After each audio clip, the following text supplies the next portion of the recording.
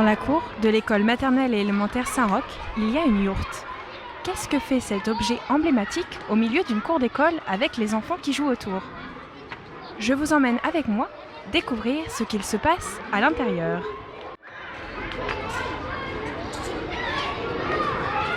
À l'intérieur se cache une histoire racontée par le professeur de théâtre de l'école.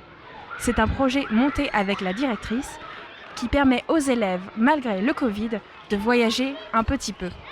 Voyager dans un univers magique et fantastique et illustré par quelques notes de musique. Il va appeler sa mère. Je vous amène cet après-midi avec moi, de retour dans la cour d'école. C'est parti.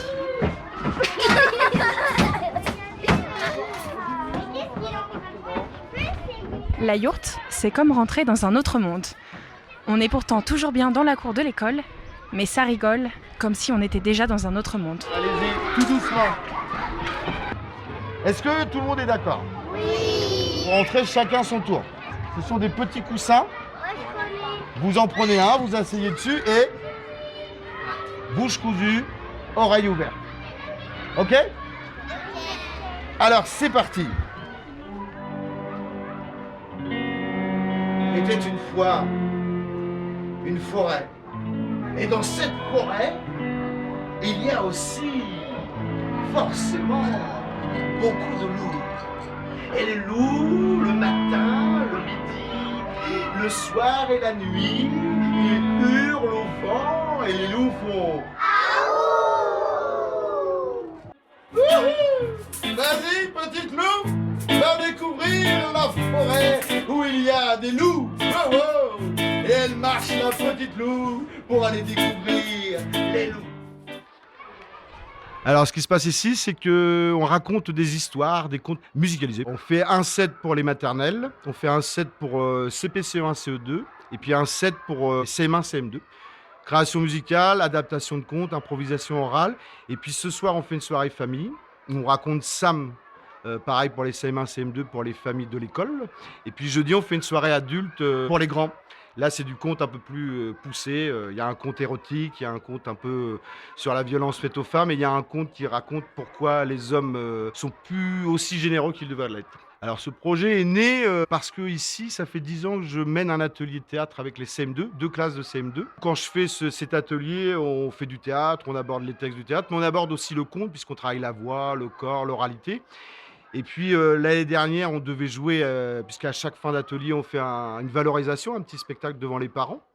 Et l'année dernière, cause Covid, on a été obligé de l'annuler. Et donc les maîtresses des CM2 m'ont dit, mais qu'est-ce qu'on peut faire à la place? Les enfants vont être déçus. Et j'ai dit, on peut venir compter.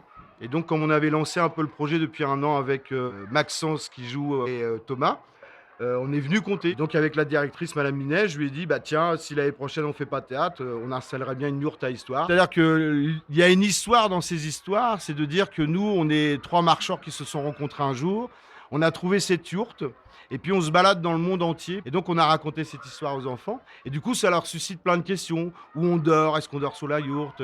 D'où quel pays on vient? Comment on s'est rencontrés? Comment on mange et tout ça. Donc ça fait une histoire dans l'histoire. Donc entre les moments où on raconte, la yourte est ouverte. Et donc, ils peuvent venir découvrir le plateau, les instruments, ils peuvent lire, dessiner, s'amuser un peu avec des objets qu'on a là.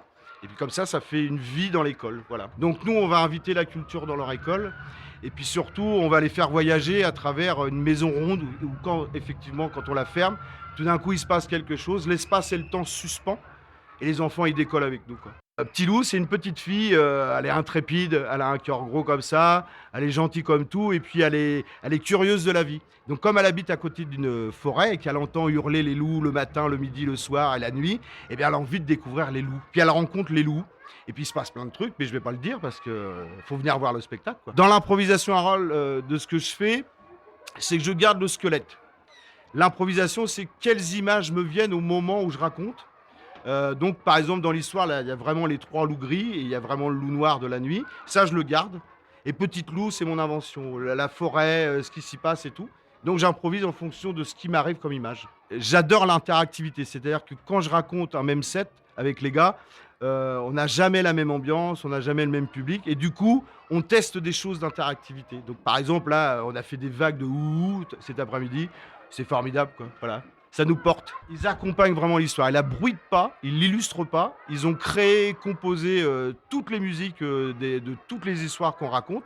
Et c'est vraiment de l'accompagnement, c'est-à-dire que ça met comme une nappe sonore comme ça, des sons qui se mélangent avec les mots pour que les enfants, à un moment donné, le voyage il soit encore plus beau, quoi. Moi, je suis issu de l'animation. J'ai rencontré un conteur et il m'a appris un peu à raconter et à être dans l'improvisation. En fait, le point de départ, c'est toujours une envie de se dire qu'est-ce qu'on peut amener comme thématique sans que ça soit solennel ou formel, sans que ça soit de la pédagogie, comme à l'école. C'est le conte, qu'est-ce qu'il peut amener comme thème? Alors par exemple, les loups, c'est le thème de la peur, le thème de l'envie, le thème de la découverte, le thème de la transgression.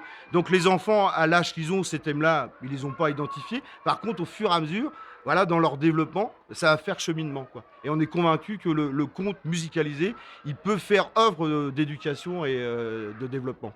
Au départ, c'est pas fait pour les enfants, les contes, hein. Les contes, ils ont été inventés, même il y a plus longtemps que le théâtre, par les hommes, parce qu'il n'y avait pas de télé, il n'y avait pas de radio, il n'y avait rien. Donc ils s'inventaient des histoires quand ils étaient au champ, sur les bateaux, en train de travailler. Du coup, c'était des histoires qui étaient quand même bien puissantes, quoi. Ce qu'on va faire jeudi, par exemple, avec les adultes. Là, l'idée, c'est de rendre ça accessible aux enfants et de se dire le conte, qu'est-ce qu'il peut délivrer comme leçon de vie? Et il n'y a pas un conte populaire qui ne dit pas une leçon de vie. Donc il y a toujours un message. Après, l'idée, c'est à quel niveau du public on peut s'adresser et quel mot on choisit pour que le message il soit délivré à la hauteur du public, quoi. Donc il reste un peu de place pour demain après-midi, je crois. Et puis on a ouvert l'école, en fait. C'est le dispositif école ouverte parce que la directrice et les enseignantes ici, elles sont ouvertes à tout. Et le grand loup noir de la nuit, il avait rien mangé depuis des jours et des jours. Il s'est approché, il a fait, je sais pas qui tu es toi, mais moi les petites filles, ça fait longtemps que je voulais en croquer une.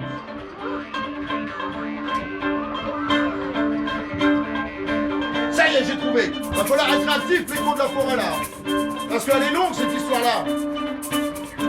Et là, le papa de loup, il a réfléchi et il a vu au-dessus en réfléchissant une branche. Et il a appelé la branche de l'arbre. Il a dit, branche de l'arbre. Elle s'est plantée devant lui parce que le petit cochon, il veut pas rentrer à la maison.